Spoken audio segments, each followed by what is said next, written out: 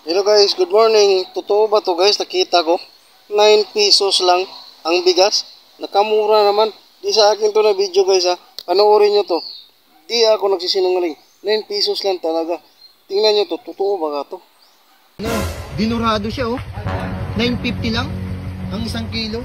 Tapos sa buko pandan, 10. Tapos sa 8 pesos lang sa biskis. Ito guys oh, sa mga gusto mag palay oh, 2 pesos lang, mura na yan. Ang pagiling nga pala dito kay kuya ay nasa 5 pesos daw. So bali lumalabas na 7 pesos.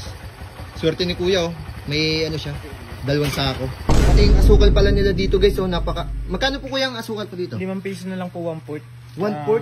Opo, 1/4. Ang alam ko sa Manila ito eh, nasa 50 ang 1/4. Ha? Pati asukal. 5 piso lang ang 1/4.